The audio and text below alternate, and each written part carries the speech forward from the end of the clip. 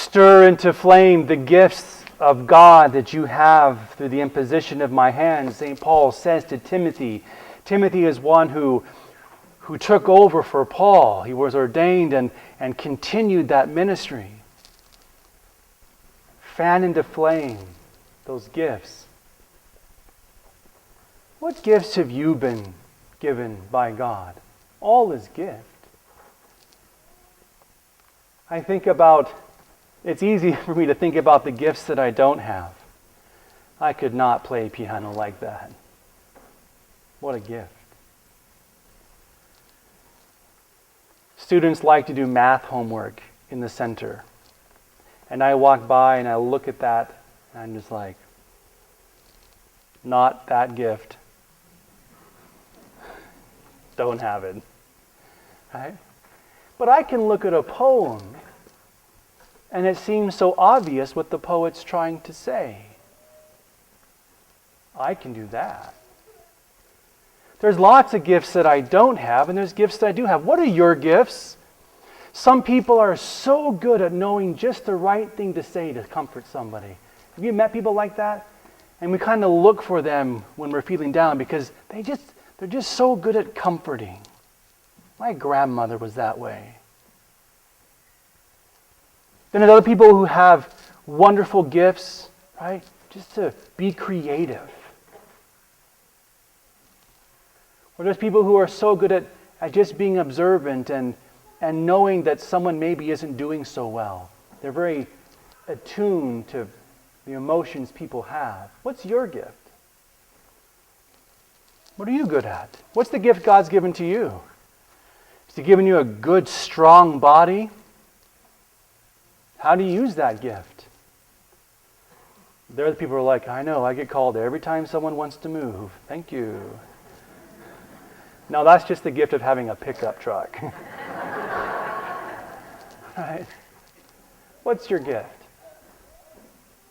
St. Paul is saying, stir into flame that gift and use it. It's like a campfire that's beginning to go down to just smoldering red coals. We have to fan it into flame so it bursts back to life. And when that flame, that fire bursts back into life, oh, it's so beautiful and comforting. When people are using their gifts, it's a beautiful sight.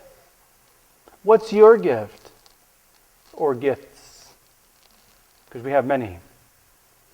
So there are those gifts that I've just described. And then there are the spiritual gifts that St. Paul is talking about today as well. To stir into flame the gifts of God you were given at the imposition of my hands. Those gifts of the Holy Spirit. We all receive them at baptism and confirmation. Have you thought about those gifts in your life? Those aren't things that are natural to you, that you were born with. They're things that God gifted you with. Those are the gifts of the Holy Spirit. And so if you'd like to stir those into flame, that's the whole reason why we're doing the Life in the Holy Spirit seminars, which start in a couple weeks. You come Friday night for an hour for about 7 weeks, and it's a process to learn. Lord, how? How do I stir into flame? Paul, how do I do that? Well, come and we'll help you. Right? But I want to talk about one of the gifts, well, two of the realities that St. Paul goes in to talk about here. Because it's hard to be a Christian. It's difficult to live the gift of our faith. Right? It's not easy being a follower of Jesus. We got to stir into flame these gifts. Because listen to what St. Paul says. Fan into flame the gifts that you received at the imposition of my hands. Next sentence. For God did not give us a spirit of cowardice. That's his very next line, meaning we need to have courage to live these gifts in the world. God has made us courageous, right? Christianity is a religion for the courageous, not for the cowardice. I looked up in the dictionary the definition of courage, which I want to share with you. Courage is the ability and willingness to confront fear, pain, danger, uncertainty, or intimidation. That's just Webster's dictionary. Then there is moral courage, which the same dictionary goes on to describe. Moral courage is the ability to act rightly in the face of popular opposition, scandal, or discouragement. Also known as fortitude, which is one of the cardinal virtues of the church. Paul wants us to be courageous. God did not give us a spirit of cowardice. God gave us a spirit, he says, of power. It's the word he used. He gave us a spirit of power. The Greek word for that is dynamos, which is the word we get dynamite from. D-Y-N, dynamos. The power of God is meant to explode onto the world. Not cowardly. You don't associate dynamite with cowardism, do you? Powerful, big. And what's the power he has given us? Love and self-control. That's the power that we have been given. That the use of our gifts is a power to love. And what is love? Love is to choose the greatest good for the other. Love is not an emotion. It's not a feeling. Yes, there are emotions and feelings with love, but love in itself is not a feeling. It's an act of the will to choose what is the greatest good in this moment. And to love like that, we need to be people of courage. It takes power to love like that. Any of you who are parents, you can think of times when your kids were growing up, maybe junior high, and it was a school night, and your kid said, "Mom, can I sleep over at so-and-so's house?" And you said to your child, "No." Why?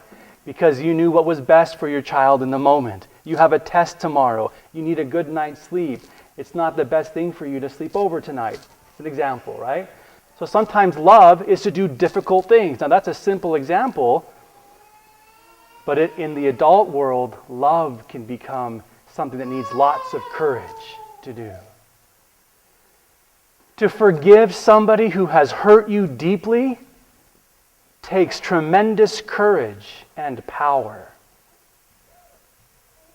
To ask for forgiveness from somebody whom you have hurt, or maybe you don't even think that you've hurt that person, but they believe that you have, it takes courage to go to somebody who you don't think you've wronged and say, "Will you forgive me?" But they believe that you've hurt them, so what do? You have a standoff. "Well, I didn't hurt you." "Well, you hurt me, but I didn't hurt you." That's going to do a lot of good. Don't be a coward, St. Paul says. Stir into flame the gifts of God you have received. And in those moments, we need to call upon our courage to live the power of love. He puts it in context.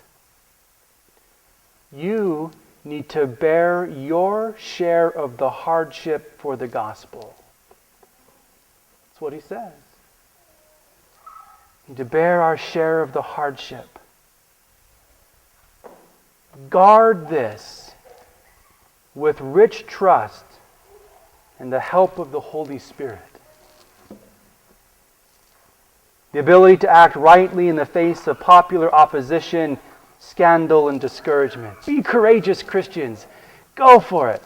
And I want to end with one thing. I'm going to bring up Pope Francis. Okay? He's in the news a lot, isn't he? I like it. Pope Francis has been echoing something that Benedict XVI said, but Benedict XVI wasn't as popular in the news.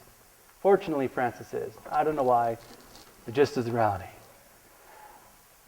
Pope Benedict gave an interview a couple years after he was Pope. And he mentioned, Pope Benedict was in charge of the office that was in charge of making sure everybody was doctrinally online. He had a tough job. He was the church referee. He didn't like it, but he had to do that. And when he gave an interview, he said, oftentimes it was so frustrating. I'd go to an interview and they would ask me the same old hard moral questions every time. Every time the church is interviewed, it's always the same thing. Abortion, contraception, marriage, all of the same questions. And Benedict said, You know what? If these questions are always the things that we talk about, then the Christianity becomes to be perceived as a religion of rules. But Christianity is not a religion of rules. It's a religion of intimacy with God through the death and resurrection of Jesus and the power of the Holy Spirit.